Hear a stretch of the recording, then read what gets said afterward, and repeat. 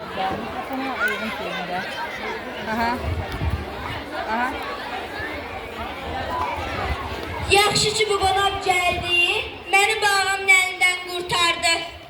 Yoxsa oram bastır, buram bastır. Oramov, buramov. Daha həlak elədi məni. Belə şorgöz kişi olmaz. Vallah bir Allah bəndəsi olsaydı, mən də alardı, canım da qurtarardı. Ama hanı elə bir Allah bəndəsi? Sultan Bey'in evi buradır. He buradır. Ne işin var? Sizde bir nefer konak var mı? He var. Nece? Daha ne için adımı tutar? Adığım ne için tutsun? Sen kimsen? Ben kilimçi. Kilimçi nedir? Biraz verse de görün. Sen kimsen? Ben bu evin dolukçusuyam. Ben de o evin nökəriyəm. Hansı evin? Boy gedəyə bir dəli olubdu. Niyə oluram maralı? Mən maral deyiləm. Elə məndən ötürü maralsan. Bu canımda sənə bir şey.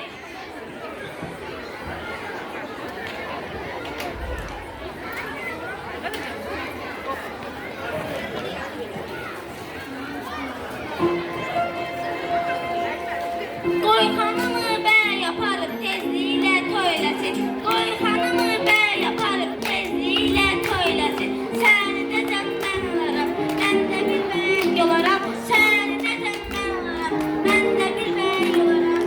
Pulum var? Var, var. Pulum var? Var, var. Puluma gələrəm. Belə-belə yarımsan, belə-belə canımsan.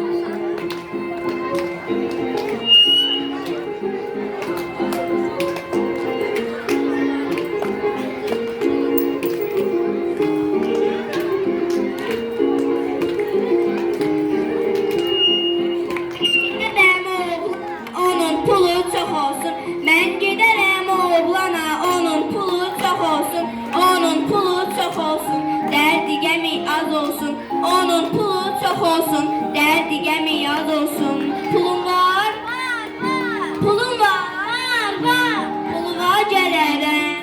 Bilirəm gələrsən. Belə-belə yarımsan. Belə-belə canımsan. Qoy xanımı bəy yaparım, tezliyilə toyləsin. Qoy xanımı bəy yaparım, tezliyilə toyləsin.